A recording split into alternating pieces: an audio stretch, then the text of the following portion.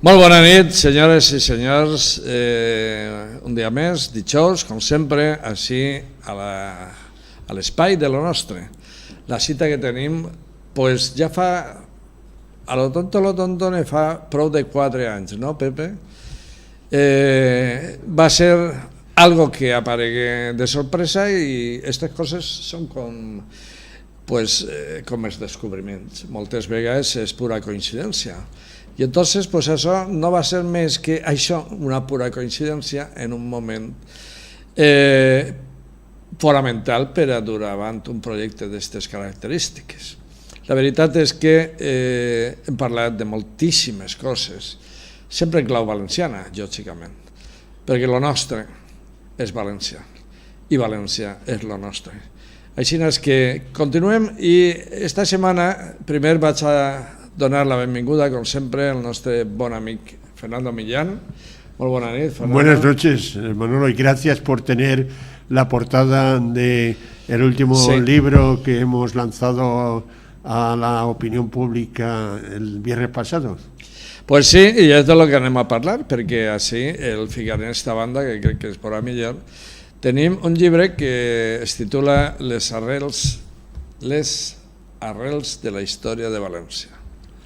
Però és un llibre que no deixa de ser curiós. El primer que té de curiós és lo atractiu que és el llibre. És un llibre senzill, còmode, no diria que és de Bolxaca perquè és un poc gran, però per a tindre en qualsevol casa el més còmode que hi ha i on d'una manera senzilla, directa, sense massa literatura, però la suficient per entendre quines són les arrels dels valencians, està compost en 3 llengües, la llengua valenciana, la llengua castellana i la llengua anglesa.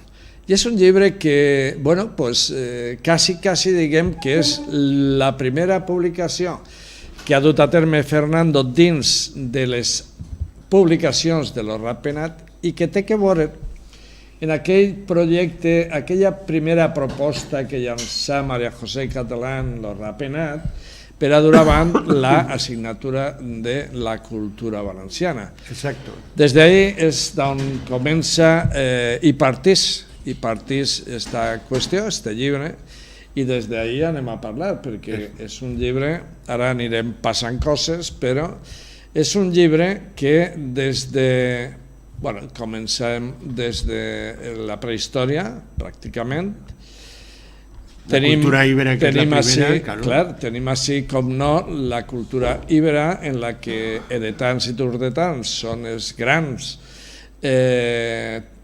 tribus, culturalment parlant, d'aquella època, a un nivell extraordinari per a lo que estem dient fa 2.700 anys. És a dir, tot el món sap, i així la tenim, un icono valencià com és la Dama d'Elx, com és el Guerrer de Moixent, i un element d'orfebreria que no té el nivell però anem a comptar-lo, que és el tresor de Villena. El tresor de Villena, el que indica realment el nivell artesanal tan alt que tenien els ibers valencians, perquè anem ja a parlar de les raïls valencianes. I les raïls valencianes, haria una cosa, però crec que te la preguntaré al final, perquè no vaig a destapar el contingut del llibre. Anem a parlar del llibre i anem a veure com transitar per la història de fa 2.700 anys ens indica molt clarament quina és la identitat del poble valencià. Como estaba diciendo, la Dama d'Elx... Veo que conoces bien mi estructura de pensamiento. Es verdad, como dice Manolo, que el libro se estructura en 38 capítulos. La idea inicial, efectivamente, surge de la Consellería de Cultura y es la posibilidad de que todos los jóvenes valencianos tengan en sus manos un libro sencillo que está escrito en lengua valenciana y en lengua castellana, y además hemos añadido el inglés como una indicación muy directa del presidente de los Ratpenat, que creo que es positiva, porque así hasta los turistas, y ya nos han pedido muchos turistas justamente el libro, porque lo que se intenta es recoger la historia valenciana, diríamos, en un formato donde las imágenes son lo fundamental y donde la palabra solo sirve para ilustrar esas imágenes.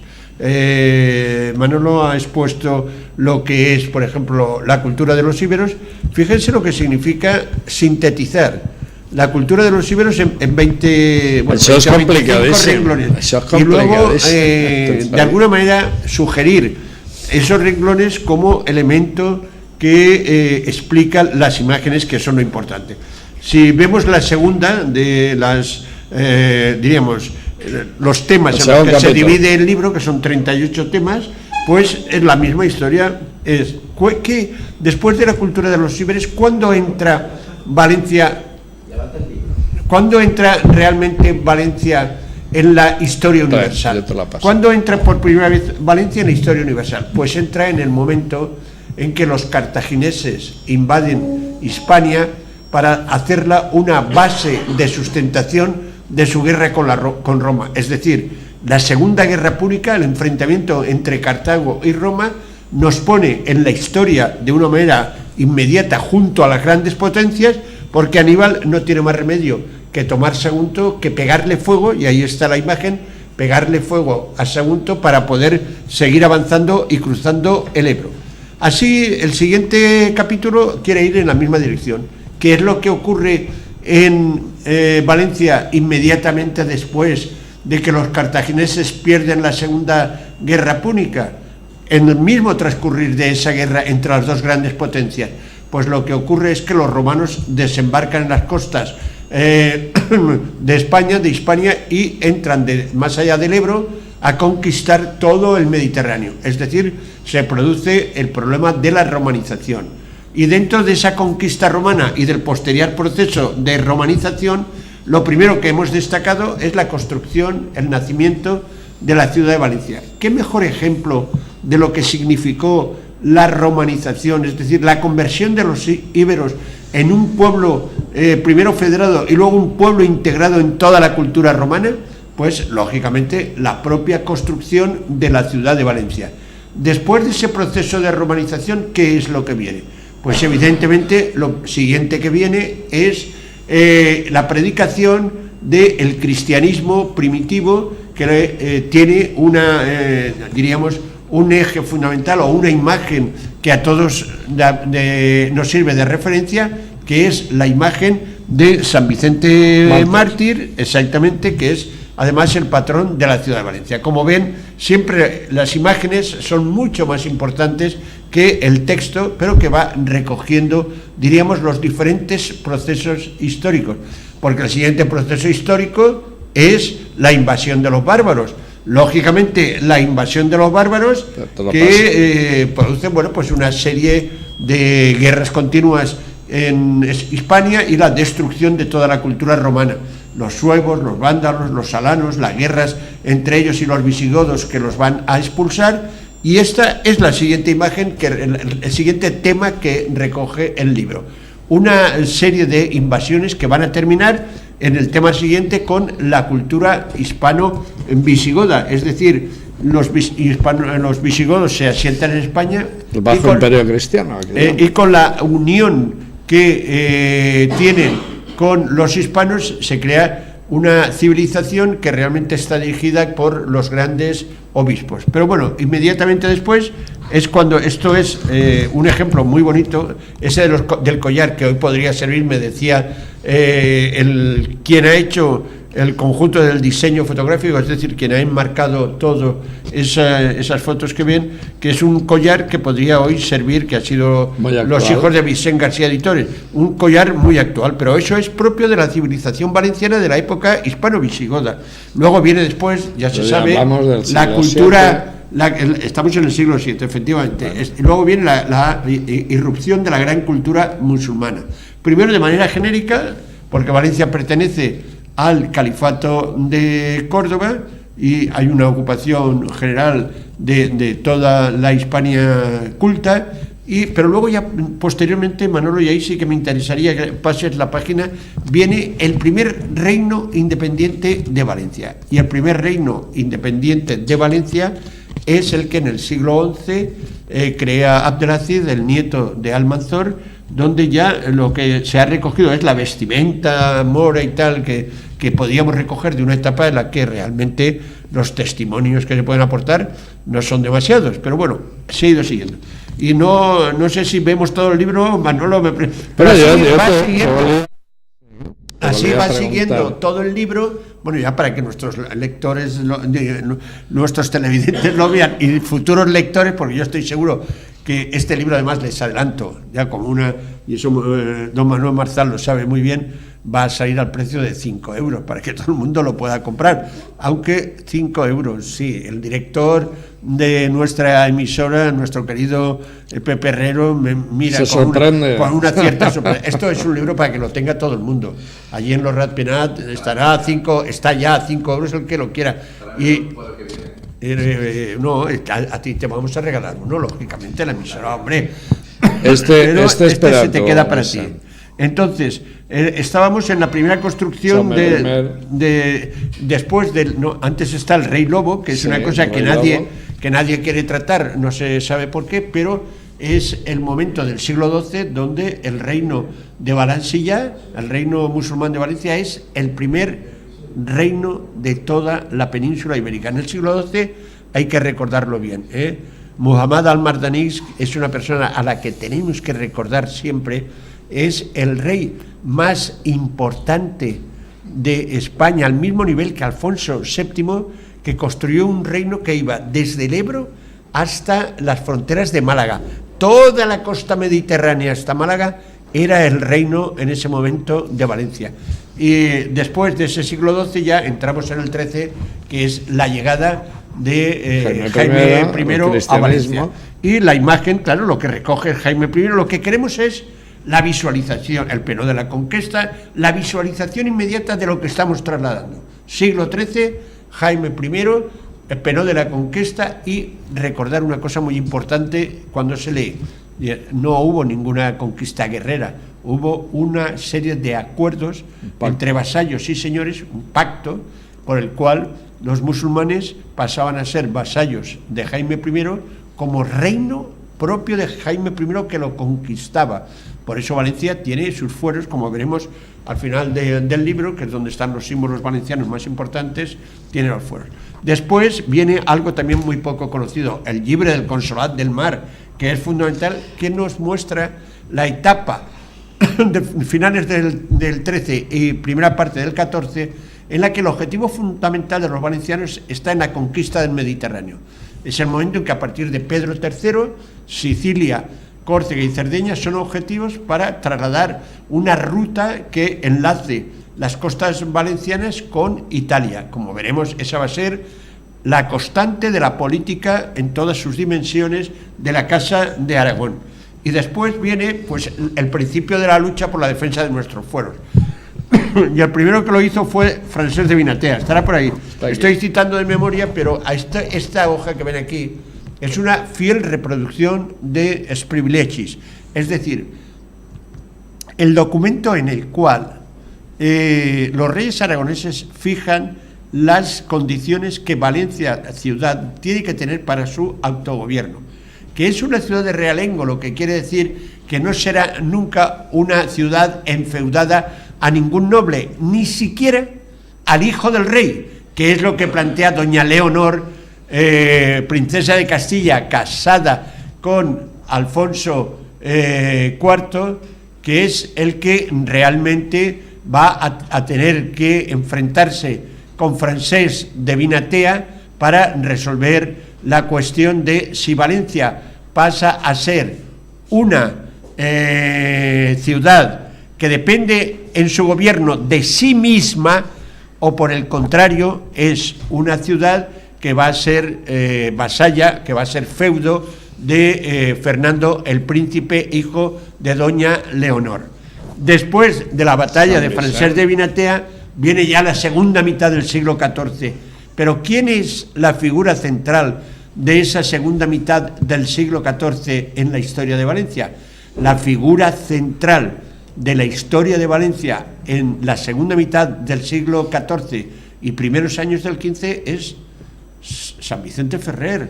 Tengo ante mí, los espectadores que hoy siguen nuestro programa, gente muy, muy vicentina, gente muy imbricada justamente en el proceso de la defensa de la devoción de Valencia a San Vicente Ferrer. Es una figura fundamental que en el compromiso de Caspe, que viene después, porque hemos dedicado un espacio para el compromiso de Caspe. ¿Por qué razón?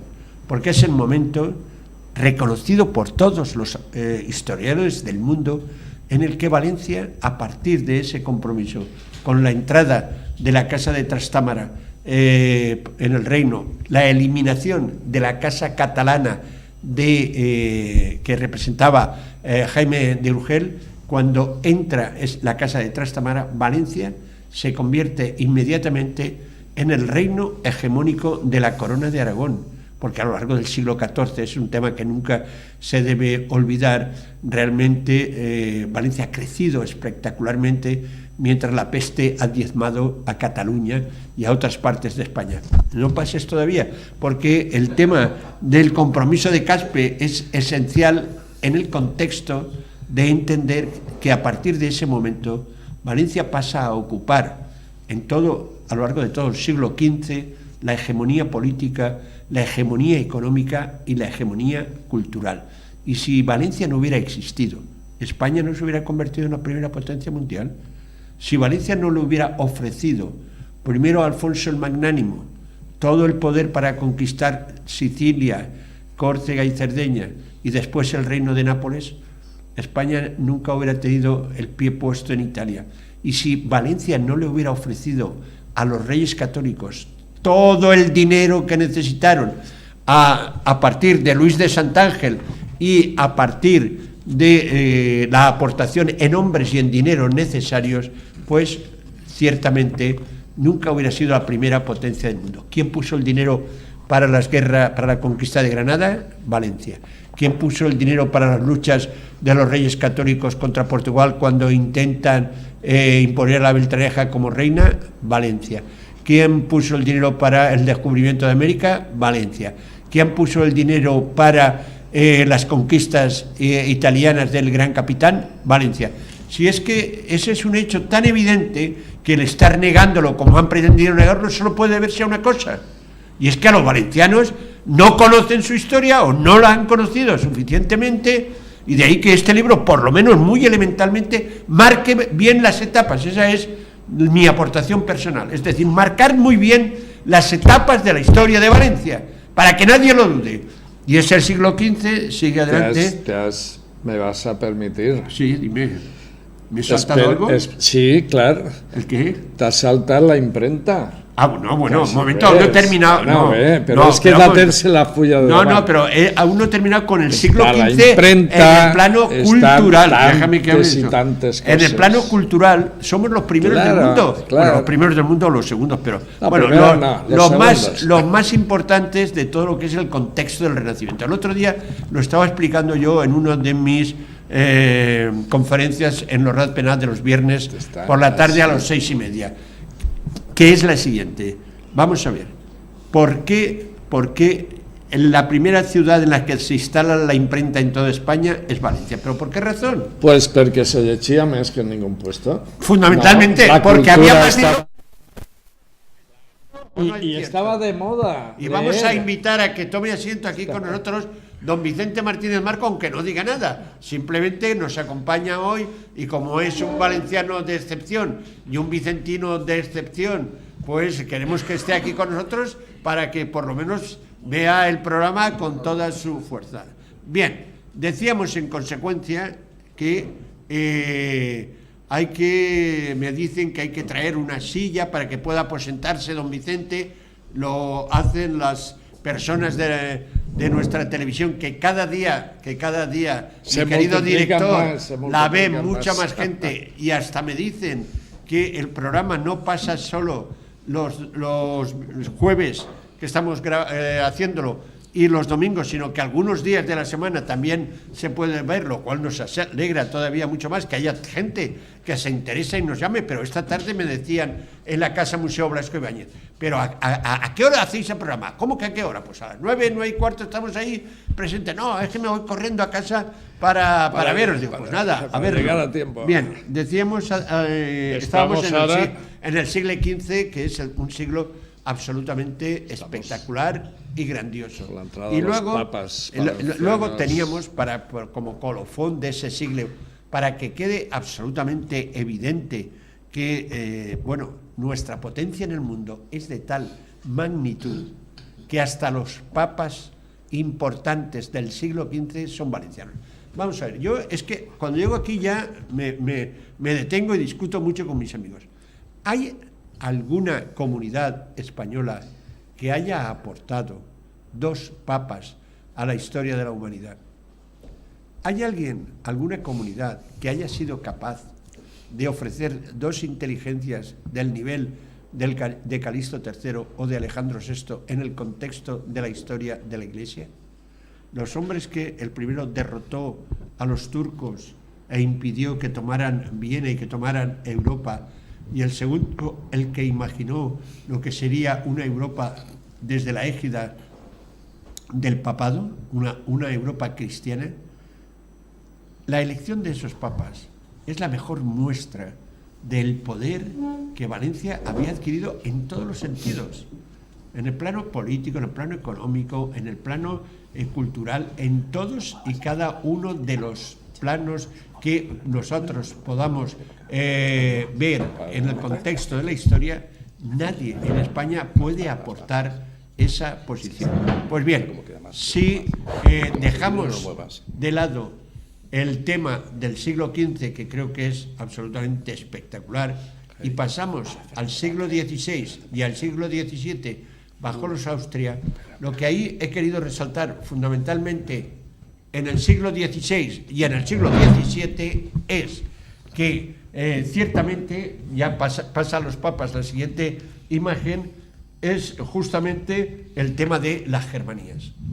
El elemento central del siglo XVI, ¿cuál es el elemento central del siglo XVI que va a cambiar toda la vida de los valencianos? Pues habíamos llegado a tal nivel de poder, que cuando Carlos V de Alemania, un extranjero, viene como rey de España, nieto de los reyes católicos, los valencianos se enfrentan con la nobleza valenciana, pero no se van a conformar con eso, sino que además van realmente a intentar, y eso es las Germanías, la proclamación de la propia República Valenciana. Y me paro un momento para saludar a don Vicente Martínez Marco, que acaba de llegar y del que seguramente hablaremos después, que a lo mejor se convierte en una cara de la emisora. Don Vicente, buenas noches. Buenas noches, ante todo, pues Fernando, muchas gracias a los dos.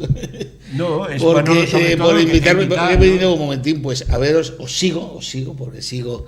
Por eso está, porque nos sigue, porque descubrió el programa y seguimos, mucha gente no sabía, luego ya lo pude captar totalmente, y además yo, como vivo en Godella, pues es fácil encontrarlo, y sobre todo no es momento de analizar. Tendremos momentos de alguna noche, si me invitáis, vendré, y con otras cosas que ya hablaremos también, pero sobre todo la labor que estáis haciendo por defendiendo lo esencial nuestro, nuestra identidad, por eso nuestra historia, así como aquí también yo sigo algunas tardes que pongo también la emisora que dan sobre las fallas, en que hacen que son debates interesantes, igual se me de con uno que con otro, pero bien, en plan constructivo, y lo he seguido. Y sobre todo ahora agradecerte este momento, que es solamente pues una visita, plantearemos para otra noche, si me aceptáis, otra semana, y poder venir y discutiremos, porque no es que nos encontremos ahora, esta tarde, y nos encontramos muchas cosas sobre todo con la asociación de Blasco Ibáñez, que seguimos y estamos allí en el chalet de la Malvarrosa, y los jueves y tenemos bastantes reuniones con verdaderas lecciones sobre Blasco que don Fernando nos la produce, y discutimos. Muchas gracias por este momento y tirar para adelante. Como un entre paréntesis, pero pues, el director del programa bueno, es el que tiene que hablar, pero sí, como un entre paréntesis, dos, decir que don Vicente Martínez Marco, por si alguien no lo conoce, pero es un hombre muy conocido en Valencia, ha sido teniente alcalde de la ciudad de Valencia, ha sido diputado provincial durante 17 años, 17 o 18. 18 años, 18 años. diputado provincial. Bueno, quiere decir que es una persona a la que nos encanta tener aquí en nuestra emisora y sobre todo que colabore con nosotros. Es un gran valenciano. Muchas Seguimos, gracias. no, Manolo, pero sigue tú si quieres. Ahí Don Manuel. enseñando. Bueno, yo estava deixant que parlara Fernando.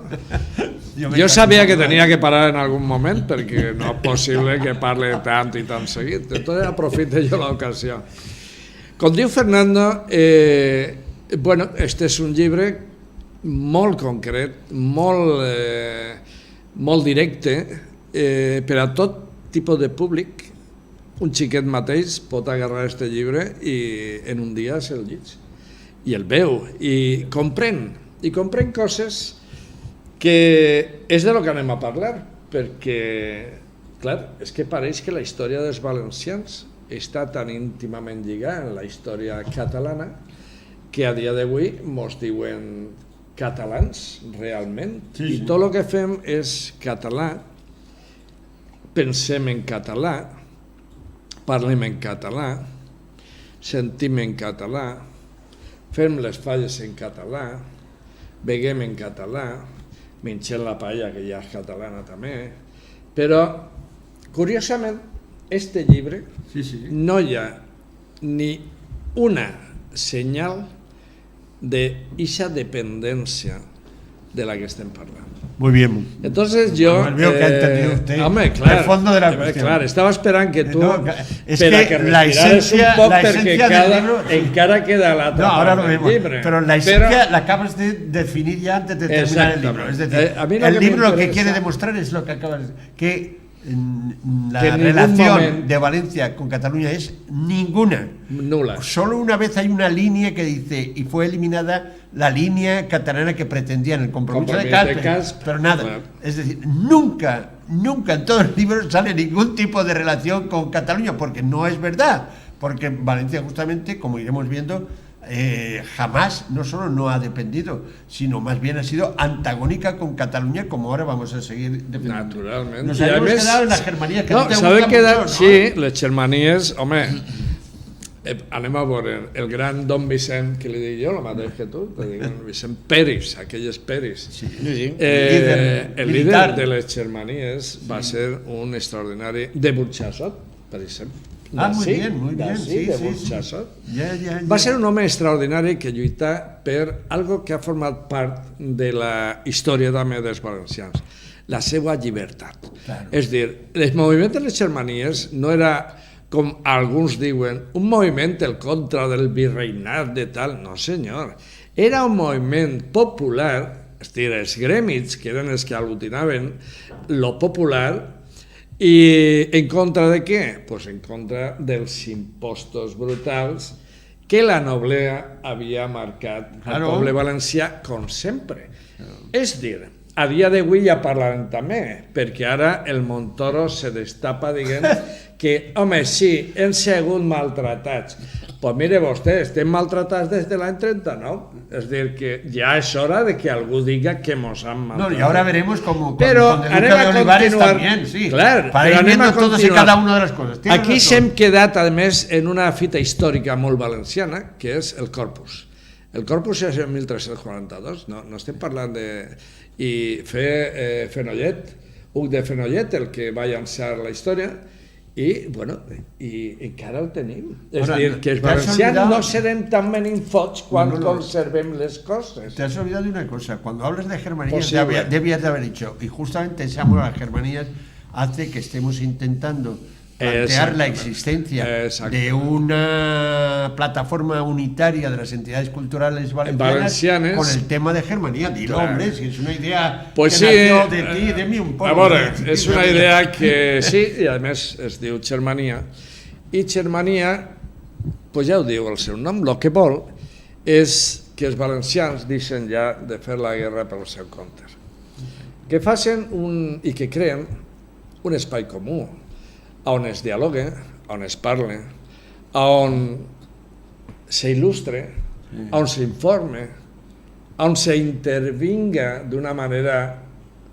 natural, sense brofegars, que diguem els valencians. Totes aquestes coses són importants perquè en les Xermanies sí ho van aconseguir i sí va ser per lo que les Xermanies tingueren la incidència que tingueren. I a més van aconseguir, encara que no guanyaren, però van aconseguir que els impostos se reduïren. És dir, cuidado. Ese es el pueblo. Fueron derrotados, sí. Y ahí empezó un proceso. Ya sabeu que la lluita entre el poder y el pueblo es ahí una empezó cosa un proceso de castellanización del que hablaremos ahora después. Pero antes significar que justamente en ese siglo XVI y dentro de lo que era esa lucha de las Germanías, en el mundo de la cultura seguíamos siendo tan importantes que ofrecimos a la historia del mundo dos personalidades Luis, absolutamente descollantes. Luis ya la tienes ahí. Ya está, la primera, sí, Luis Vives. La primera, Luis Vives. Miren, Luis Vives es con Erasmo de Rotterdam y con Tomás Moro, pero bueno, Tomás sobre Moro, todo Erasmo y Vives. Sobre todo Erasmo y Vives. Es las figuras más descollantes, las primeras figuras de todo el pensamiento europeo del Renacimiento, de las finales del XV y comienzos del XVI. Luis Vives es el hombre que inventa o que pone sobre el tablero realmente el análisis de lo que debe ser la psicología. Luis Vives es un filósofo, un gran psicólogo y sobre todo un gran educador. Las tres cosas que realmente personalmente me han admirado de él y me han servido un poco de pauta también en esta vida, porque es un hombre que primero, dentro de las tesis erasmistas, lo que plantea es la necesidad del equilibrio entre las diferentes posturas. Es los que tratan de unir cristianismo, catolicismo y protestantismo. Y este es un tema que nunca se habla. Es decir, cuando en el siglo XVI se producen las grandes guerras de religión en Europa, hay tres figuras simplemente, pero quitando a Erasmo, que ya lo hemos citado, Luis Vives es el que intenta resolver el problema que Enrique de Inglaterra tiene con su mujer, con Catalina de Aragón. Es el hombre que apoya a Tomás Moro. Y murió a los 42 años, cuidado, es el hombre que, siendo un hombre tan joven, era un fenómeno en el mundo del conocimiento del latín, del griego, del hebreo. Yo no acabo de entender cómo con esa corta edad se puede tener una inteligencia tan magistral como plantear un nuevo sistema filosófico, que era, olvidémonos de la filosofía escolástica, no olvidémonos, sino ya ha dado su fruto, pero el hombre tiene que progresar hacia otros conceptos, hacia otras concepciones, y él empieza a caminar, a marcar la pauta que tiene que seguir la filosofía de todo el occidente a través del eclecticismo entre lo que es la filosofía aristotélica, la filosofía platónica y lo que se acaba de descubrir, es decir, el conocimiento directo de la conducta humana.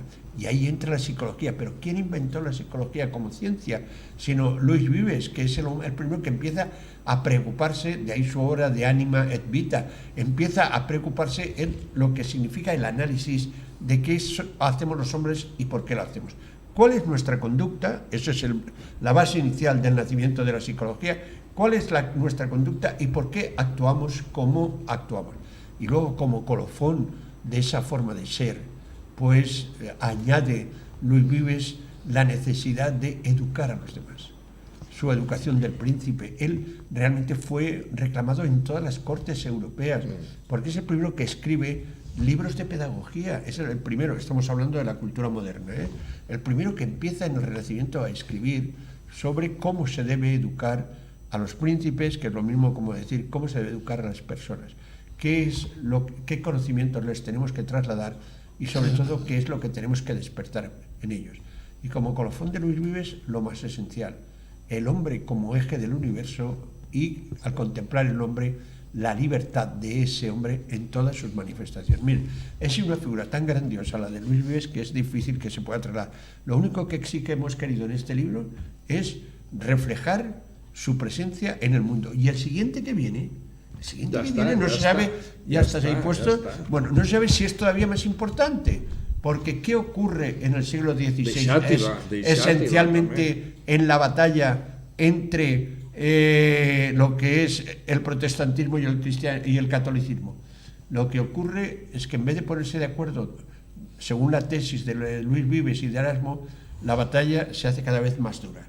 La Iglesia Católica plantea la contrarreforma y a partir de la contrarreforma y de el papel que van a adquirir los jesuitas, los católicos se rearman para contraatacar en la predicación, no estoy hablando de las armas, que esa también se da, que es la guerra de los 30 años, pero es otra cosa. Estoy diciendo que se arman para luchar por la defensa del catolicismo. ¿Y quién es la figura clave en ese mundo de la contrarreforma? La figura que va a hacer que los jesuitas se conviertan en la orden religiosa más importante que ha existido desde entonces, en una orden que está en todas las partes del mundo, incluida la India, incluida África.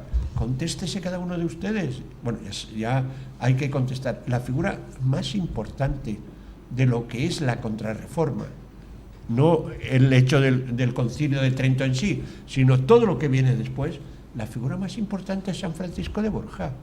¿Y por qué se ha querido ignorar durante cientos de años que San Francisco de Borja es un valenciano de Gandía, es un valenciano universal que es duque de Gandía antes de meterse, de formar parte de la orden de los jesuitas, duque de Gandía y nieto de el hermano de César Borgia, es decir, bisnieto de Alejandro VI, porque los Borjas son los Borja, y lo mismo es Alejandro VI, que es Calixto III, que es César, que es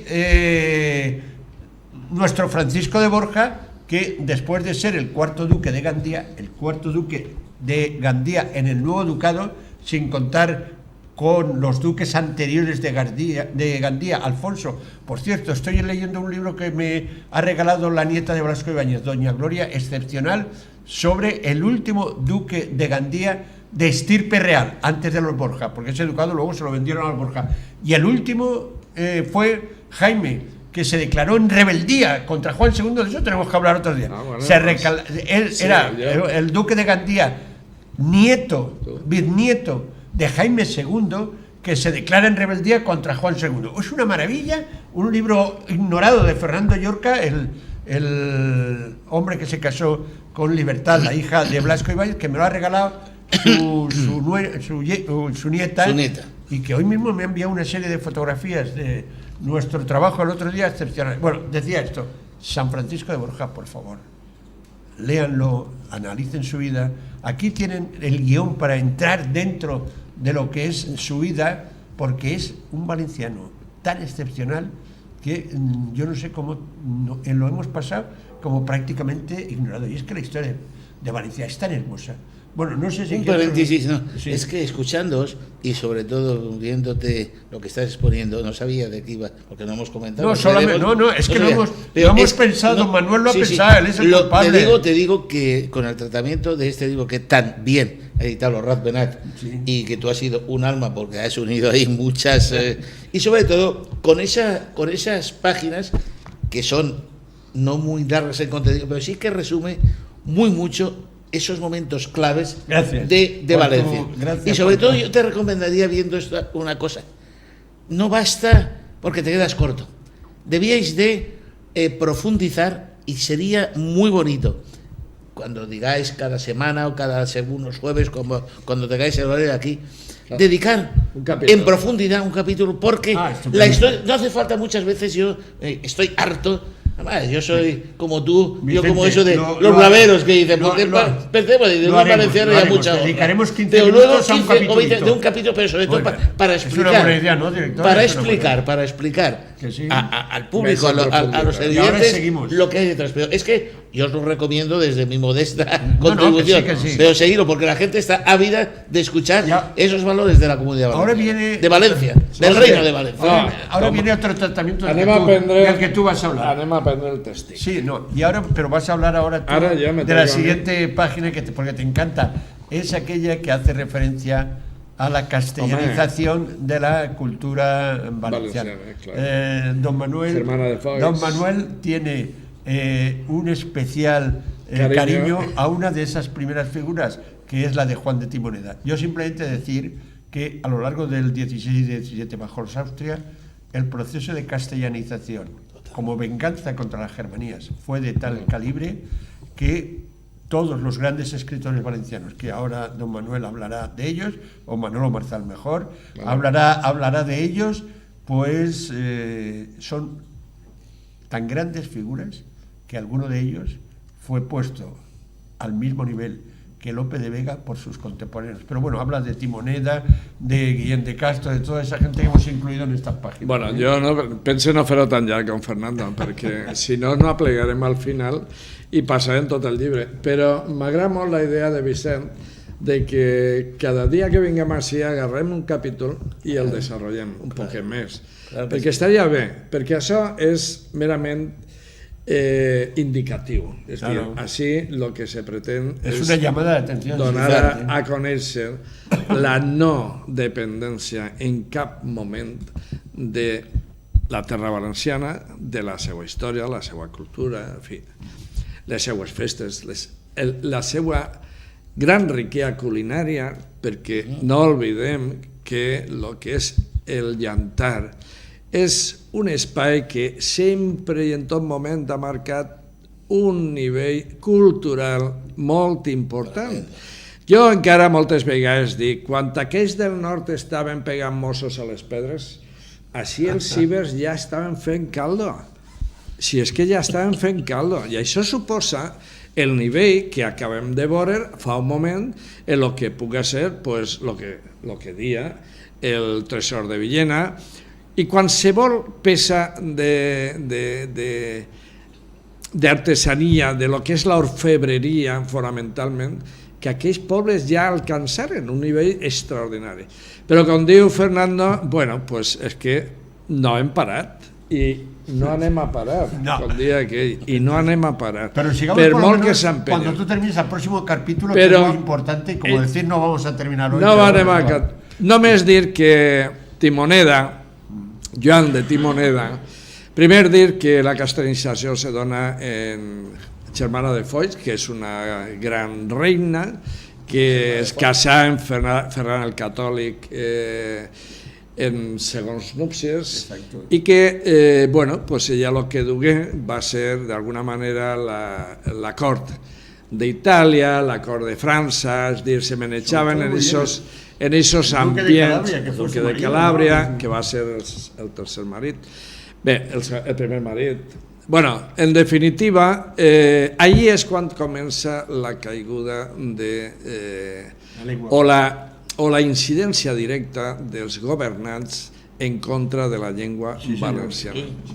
Allí es comença, i d'ahí tenim uns grans autors que ho són tant en llengua valenciana com ja en castellana, perquè en castellana Guillén de Castro està al nivell de qualsevol escritor castellà.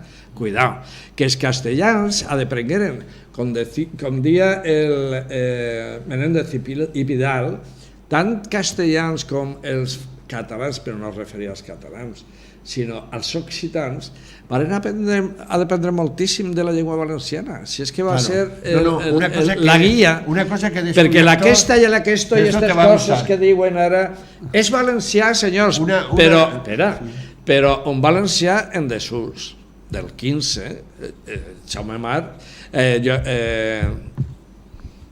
Ausiàs Marc, tots, Joan Martorell, Ros de Corella, tots, però és que la llengua castellana, vostès agarren al segon segle en el que ve el segle d'or de la llengua castellana, i tots els escriptors castellans, la cuesta, el tal, tenen per tot arreu. És dir, cuidao. El que passa és que la gent no entén, alguns no volen entendre, millor dit, que la pròpia evolució gramatical i aquest element de simplificació gramatical que sempre introdueix el poble és el que va eliminant una sèrie de paraules, no de paraules, de vocals o consonants per a fer més còmode el parlar. Vinc a dir això perquè al final això s'ha traduït en esta, esto y estas. I això és el que una llengua viva, com la valenciana, ha fet, acomodar al seu idioma el estos. Yo solo un entre paréntesis, para recordar una cosa que, bueno, he conocido últimamente sobre este tema que estás planteando, y todo el mundo debe recordarlo, por favor, y es que el Renacimiento español castellano, es decir, Garcilaso de la Vega, que es el más grande de los poetas castellanos y el que inicia el proceso de convertir el castellano en una gran lengua culta, su fuente de inspiración es Sauce y Esmar. Claro. Lo estaba leyendo y estaba pensando, pero es que ¿cómo es posible que en vez de estar hablándonos de la influencia catalana que no existe, nos está diciendo que es Valencia la que está influyendo sobre todo el Renacimiento español, el Renacimiento castellano? Pero bueno, ¿cómo no se ha dicho aquí, pero con tambores y con trompetas, que Garcilaso de la Vega y todo el Renacimiento español subsiguiente del siglo XVI y XVII, y ahora entendía yo por qué Lope de Vega y Cervantes vinieron tantas veces a Valencia, porque aquí era el foco central también cultural, de ese proceso de transmisión de la cultura valenciana del siglo XV a la cultura castellana del XVI. Claro. La historia es una maravilla si de verdad entras en la consideración de lo que es. Si se estudia ciencia doctrina. Y además no nos vayamos sin que... Bueno, déjame 5 minutos. No, que quiero que hables primero de una figura que también se da en este momento, que es como si no fuera nuestra, que es Rivera. Acompañó por los antecedentes de Ribalta, de Juan de Juan, es decir, también en esta zona de los siglos XVI y XVII, la cultura valenciana es la primera del mundo, incluyendo a sus pintores. Bueno, habla un poco de Rivera, o no hablemos, simplemente damos los nombres y ya está. Bueno, pasamos ya al siglo XVIII. Ya que tú has donado algo más, pues dice espai tan important, que sempre ha sigut important en València, sempre, des de la prehistòria. Ahí tens tota la pintura del Mediterrani, la pintura prehistòrica, Tirich, i tot el que és la Valltorta i demés, però si és única. Sí, es única. De ahí hasta Sorolla. ¿Había algún pintor mejor que Rivera? ¿O es verdad que Velázquez iba a comprarle los cuadros a Rivera para llevarlos al Museo del Prado? No, tinc que dir, ja que me provoca, perquè Fernando, jo avui no volia parlar, però ja que Fernando al final me provoca, jo parlo. Rivera, només Rivera. Però el que acaba de dir Fernando, ha sentit campanes, però no eren les del Miquel.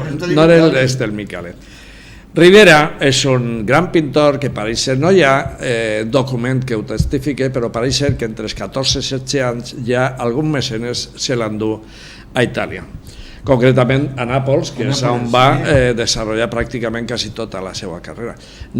Itàlia en aquell entonces, el mecenatge, com parlem tantes vegades, pues es lo que feia... Però era deixativa, para que quede claro. Deixativa, home, el Setavense y el Españoleto, con li dien en Italia, el Españoleto y el Valentino, cuidado, que también li dien Valentino.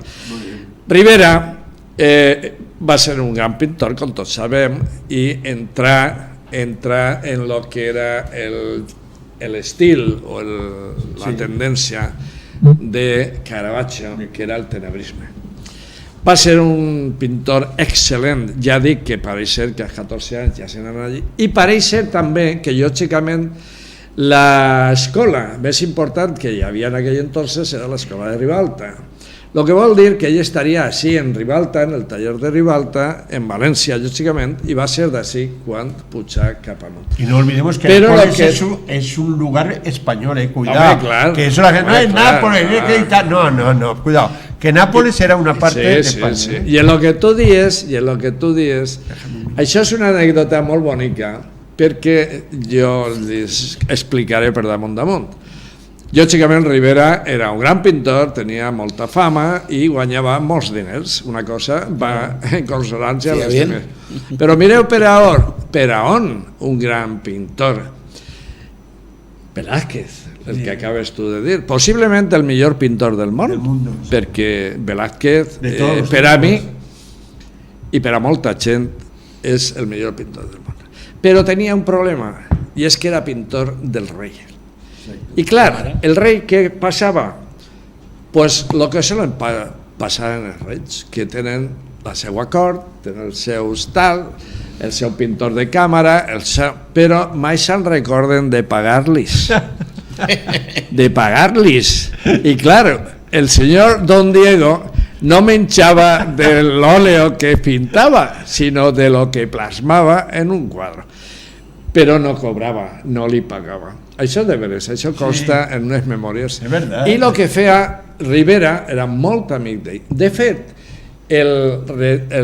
l'autorretracte, l'únic que hi ha independent en el món, que és la gran peça, el gran autorretracte que té Velázquez en el Museu de Belles Arts de València, el va fer en Itàlia i li va regalar a un gran cantaor d'òpera d'aquell, bueno, entonces seria una altra cosa, d'aquell temps, perquè darrere de la peça, del quadre, ve una senyal en la que indica que és de Farinello. Farinello era un cantaor de l'època, un gran cantaor de l'època.